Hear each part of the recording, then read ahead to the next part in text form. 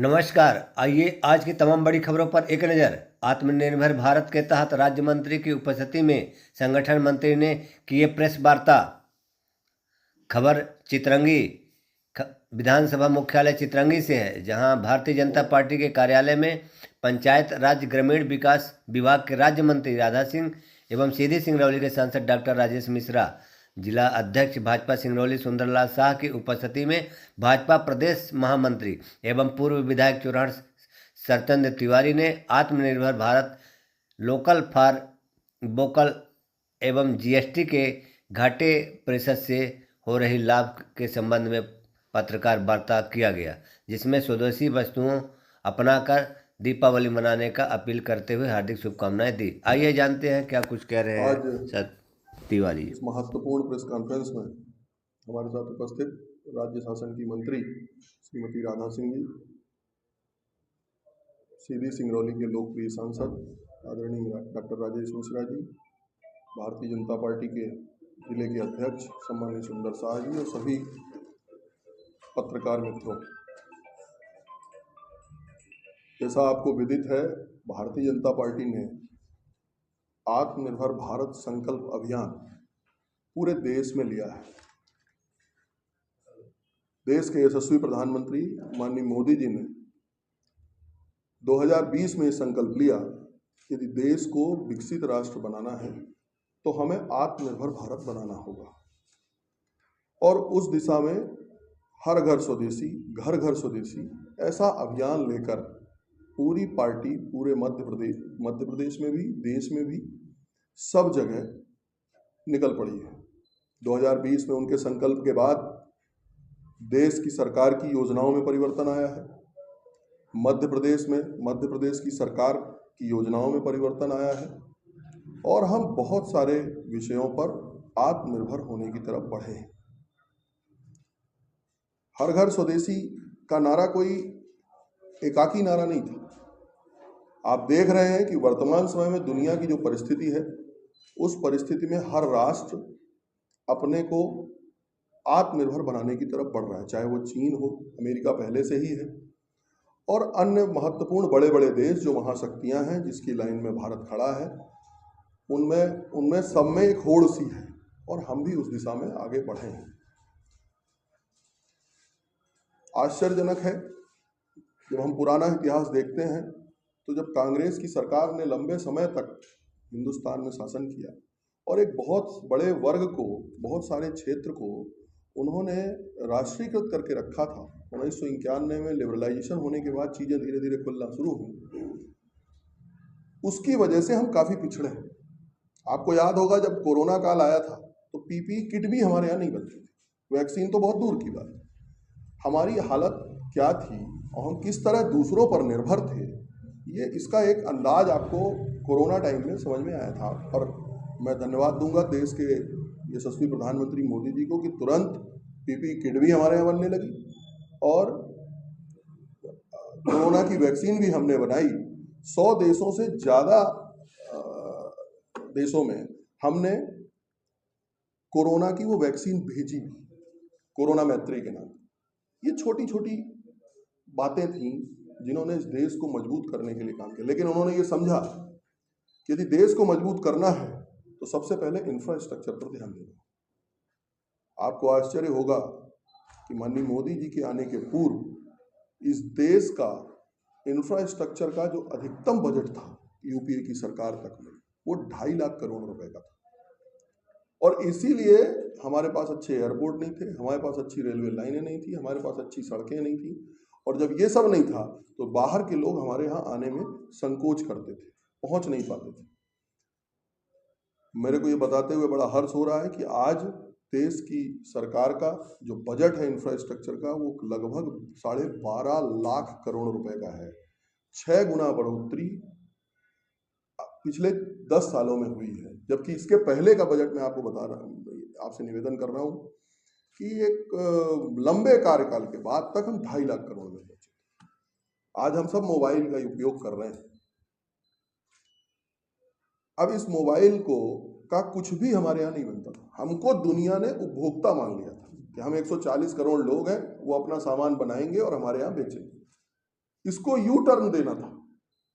और देश के यशस्वी प्रधानमंत्री मोदी जी ने वो परिकल्पना, वो विजन देखा कि हम 2047 में विकसित भारत बनेंगे, और ना केवल विकसित भारत बनेंगे, हम इस पूरे व्यवस्था को यू टर्न देंगे। हम बड़े उपभोक्ता बाजार की जगह पे हम नए उपभोक्ताओं की तलाश करेंगे, वहां जाएंगे। आज मोबाइल 99% मोबाइल हमारे यहाँ असेंबल हो रहे हैं या बन रहे हैं। बड़ी बड़ी कंपनियां हमारे यहाँ मोबाइल का उद्योग लगा रही हैं। अब हमारे यहाँ यदि उद्योग लगेगा तो रोजगार भी हमारे यहाँ के लोगों को मिलेगा। उसके लिए जो प्रॉपर इंफ्रास्ट्रक्चर की जरूरत है, वो इंफ्रास्ट्रक्चर भी देने की बात हुई है। बड़े बड़े हाईवेज बन रहे हैं, आप कहीं भी जाइए। अभी मैं 14 तारीख को व्यवहारी में था, व्यवहारी से मैं खंडवा तक गया बाई रोड, और फिर खंडवा से लौट के मैं फिर आज आपके बीच चितरंगी में हूँ। तो ये 3-4 दिन में जो ये सफर हो गया, ये सफर पहले संभव नहीं था। ये एक बड़े संकेत जो हमें देश को स्वदेशी की तरफ और आत्मनिर्भरता की तरफ ले जाने के लिए तैयार हुए हैं। उस पर मोबाइल में मैंने कोरोना का आपसे जिक्र किया। डिफेंस की यदि आप बात करें, आप आश्चर्य करेंगे, हम ना गोली बनाते थे, ना बुलेट प्रूफ बनाते थे, हमारे पास कुछ भी नहीं था। हमने वो सब बनाया, और ना केवल बनाया, अभी ऑपरेशन सिंदूर में आपने देखा कि हमारी ब्रह्मोस मिसाइल ने पाकिस्तान पे कहर बरपाया और उसको घुटने पर ला दिया। हमने देखा कि हम अब INS विक्रांत भी हमारा अपना बना हुआ है। हम अपने युद्धपोत बना रहे हैं, और उस युद्धपोत ने अभी भूमध्य सागर में तुर्की के खिलाफ तुर्की को चारों तरफ से घेर लिया था। ये सब हमको मालूम है, लेकिन ये जो हो रहा है, ये हमारे अपने विजन के कारण, भारतीय जनता पार्टी के प्रधानमंत्री माननीय मोदी जी के विजन के कारण हो रहा है। मध्य प्रदेश भी इस दिशा में पिछले 20 सालों में तेजी से बढ़ा है। बहुत सारे अभी जो इन्वेस्टर्स मीट हमारे माननीय मुख्यमंत्री जी ने की, उसमें लगभग 30,000 करोड़ रुपए के नए इन्वेस्टमेंट आने के MOU हुए। ये सब बड़े परिवर्तन जो दिख रहे हैं हमको, ये अचानक नहीं हुए। इसके पीछे एक संकल्पना थी, इसके पीछे एक विजन था, और उस विजन के तहत काम हुआ। हमने अभी हम सब पढ़ रहे हैं, हम सब ने सुना है ऑपरेशन सिंदूर के बाद कि अब भारत अपने सेमीकंडक्टर बनाएगा। 6 बड़ी बड़ी फैक्ट्रियां सेमीकंडक्टर के लिए आ रही हैं। हम सब ने देखा कि यदि हम टीवी भी खरीदते हैं तो टीवी का कुल कीमत होता है 2,000 रुपये, और उसमें जो सेमीकंडक्टर चिप लगी होती है वो बाहर से आती है, और उसकी कीमत होती है 10,000 रुपये। तो उस पूरे के पूरे प्रोडक्ट की कीमत बढ़ जाती है। हम जब अपना सेमीकंडक्टर बनाएंगे तो हमारे यहाँ लोगों को चीजें भी सस्ती मिलेंगी। इस आधार पर नए 6 MOU साइन हो गए हैं। एक अभी गुजरात में फैक्ट्री चालू होने वाली है, और अगले आने वाले कुछ वर्षों में हम अपने सेमीकंडक्टर बना पाएंगे। तो हम अपने डिफेंस के क्षेत्र को, अपने स्पेस के क्षेत्र को, अपने मेडिकल के क्षेत्र को, अपने उपभोक्ता बाजार के क्षेत्र को, सबको व्यापक पैमाने पर वर्ल्ड क्लास का बनाकर और बाहर उसको बेचने का काम कर पाएंगे। ऐसा अभी आपने देखा डिफेंस में भी हम बाहर दे रहे हैं। अब तो होड़ मच गई है कि भारत से मिसाइल खरीदो, भारत से सामान खरीदो, भारत से बंदूक खरीदो, भारत से अन्य डिफेंस के इक्विपमेंट करो। हमारा जो फार्मास्यूटिकल है वो दुनिया में है। अमेरिका जो अभी टैरिफ लगा रहा है वो मेनली फार्मास्यूटिकल हमारे व्यवसाय को कमजोर करने के लिए ही है। तो कुल मिलाकर आत्मनिर्भर भारत, स्वदेशी भारत, इस संकल्पना के साथ हम 2047 में एक विकसित भारत की तरफ बढ़ें, इसका अभियान भारतीय जनता पार्टी ने लिया है। हम आज चितरंगी में विधानसभा सम्मेलन कर रहे हैं। पूरे मध्य प्रदेश में विधानसभा के सम्मेलन हो रहे हैं। साथ में अभी युवा सम्मेलन होने हैं, महिला सम्मेलन होने हैं। सभी वर्गों को जोड़कर local for vocal, made in India, made for India, इन संकल्पों के साथ आगे बढ़ने की तैयारी देश की सरकार ने भी की है और मध्य प्रदेश की सरकार ने। किस तरह से फायदा होगा लोकल फॉर वोकल का क्षेत्रवासियों के लिए? निश्चित रूप से हो ही रहा। सरकार क्या कर रही है, कैसे प्रयास कर रही है? मैंने आपसे पहले भी निवेदन किया, लोकल यदि हम सामान बनाएंगे, लोकल की बात करेंगे, जैसे ब्रह्मोस मिसाइल हम खुद बना रहे हैं तो उसकी डिमांड हो रही है। हमको अब ये नहीं देखना है कि कोई हमें जब मिसाइल देगा तब हम इमरजेंसी में चलाने जाएंगे। हमको वैक्सीन बनानी है तो हम अपनी वैक्सीन खुद बना रहे हैं। यही है लोकल, मेड इन इंडिया। और made for India, made India के लिए भी बनाना, उसमें बहुत सारी चीजें जो बाहर से भी आ रही हैं वो हमारे यहाँ असेंबल होंगी, हमारे यहाँ बनेंगी, हमारे यहाँ के लोगों को रोजगार मिलेगा।